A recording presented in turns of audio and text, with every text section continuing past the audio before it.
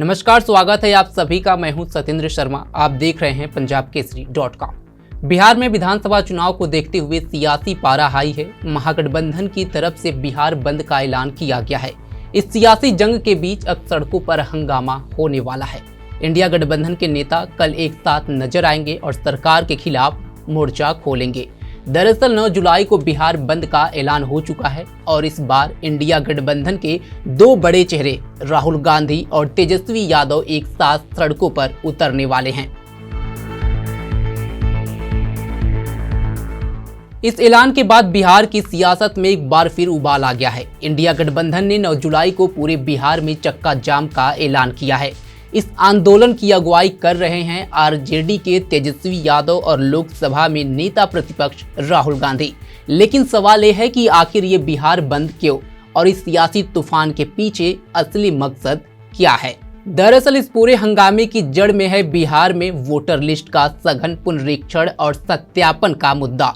चुनाव आयोग ने हाल ही में 22 साल पुरानी वोटर लिस्ट अपलोड की है और इसके लिए 11 तरह के दस्तावेज मांगे गए हैं। लेकिन विपक्ष का आरोप है कि ये सब कुछ बीजेपी जेडीयू गठबंधन की शाह पर हो रहा है।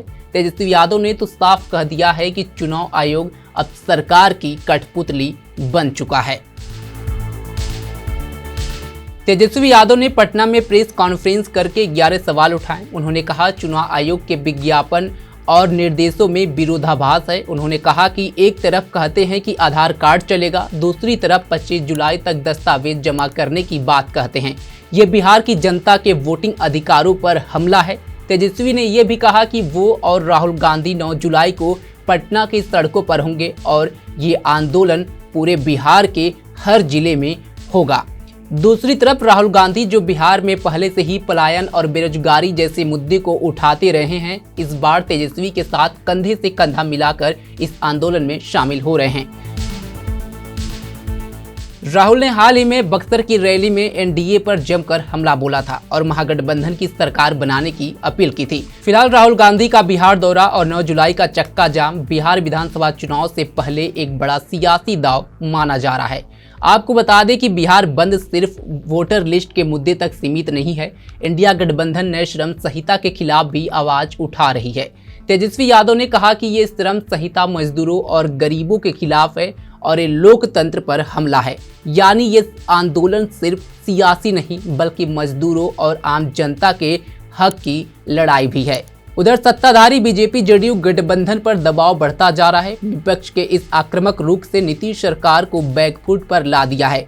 तेजस्वी ने तो सीएम नीतीश कुमार पर तंज कसते हुए कहा कि वो अब अचेत अवस्था में है और सरकार कोई और चला रहा है।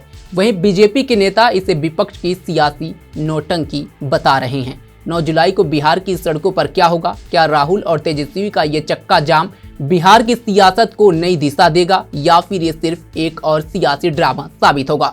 सोशल मीडिया पर भी इस बिहार बंद को लेकर जबरदस्त चर्चा है। कुछ लोग इसे जनता की आवाज बता रहे हैं तो कुछ इसे सियासी स्टंट करार दे रहे हैं।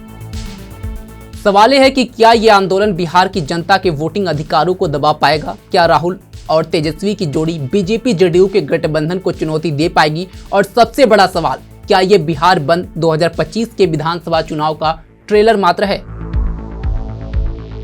इन सवालों का जवाब तो वक्त आने पर ही मिलेगा, लेकिन इतना तय है कि बिहार की सियासत में ये 9 जुलाई एक बड़ा टर्निंग पॉइंट साबित हो सकता है। फिलहाल इस सियासी तूफान का अगला अपडेट क्या है? क्या 9 जुलाई को बिहार सचमुच ठप हो जाएगा? ये तो कल पता चलेगा। बिहार बंद राज्य की सियासत के लिए कितना असरदार साबित होगा। फिलहाल अभी के लिए बस इतना ही। तमाम खबरों के लिए जुड़े रहें हमारे साथ और देखते रहें पंजाबकेसरी.com। धन्यवाद।